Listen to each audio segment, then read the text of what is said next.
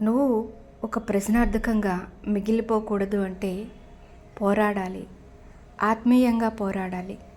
నేను పోరాడుతున్నది మనుషులతో కాదు. నేను పోరాడుతున్నది మాంస రక్తాలతో కాదు. నా పోరాటం దేవుని చిత్తాన్ని అడ్డుకోవాలని ప్రయత్నించే చీకటి శక్తులతో. అందుకే నన్ను ఎదిరించే మనుషులను నేను శత్రువులుగా చూడను. ఎందుకంటే వారు కేవలం ఒక సాధనం మాత్రమే. అసలు యుద్ధం ఆత్మీయమైనది. నా జీవితంలో ఎన్నోసార్లు నన్ను భయపెట్టాలని చూశారు. నా విశ్వాసాన్ని వదిలిపెట్టమని ఒత్తిడి చేశారు. మానసికంగా, భావోద్వేగపరంగా, శారీరకంగా ఎన్నో సవాళ్ళు ఎదురయ్యాయి. కొన్నిసార్లు నేను ఒంటరిగా ఉన్నానేమో అనిపించింది. కానీ ఒక విషయం నేను గ్రహించాను. పిరికివాడు ప్రతిరోజు చస్తూ బ్రతుకుతాడు, కానీ ధైర్యవంతుడు ఒకసారే చేస్తాడు.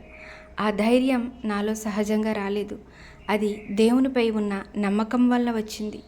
ఎందుకంటే దేవుని వాక్యం చెబుతుంది, యెహోవా నాకు తోడై ఉన్నాడు, నేను భయపడను, నరులు నన్నేమి చేయగలరు.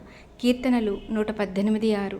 ఈ వాక్యం నా జీవితంలో ఒక అనుభవంగా మారింది. నన్ను కూల్చివేయడానికి వచ్చిన ప్రతి పరీక్ష దేవుడు నన్ను నిలబెట్టడానికి ఉపయోగించాడు. నన్ను మౌనం చేయాలని, నేను మౌనంగా ఉండాలని చూసిన ప్రతి ప్రయత్నం నా సాక్ష్యాన్ని మరింత బలంగా చేసింది. ఈరోజు నేను మీకు చెప్పాలనుకుంటున్నది ఒకటే. మీరు దేవుని పక్షాన నిలబడితే వ్యతిరేకత తప్పకుండా వస్తుంది. పరీక్షలు వస్తాయి, అపార్థాలు వస్తాయి, కానీ భయపడకండి. ఎందుకంటే దేవుడు మీ పక్షాన ఉన్నప్పుడు ఈ లోకంలో ఏ శక్తి కూడా మిమ్మల్ని జయించలేదు.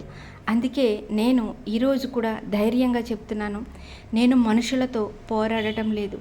నా యుద్ధం ఆత్మీయమైనది. దేవుడు నా పక్షాన ఉన్నాడు కాబట్టి నేను భయపడను.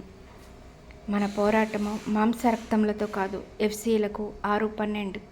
మరి ఈ వచనం గమనించిన ప్రతిసారి మనము ఆత్మీయంగా బలపడాలనే ఒక దృఢ సంకల్పం మనసులో నాటుకుపోవాలి.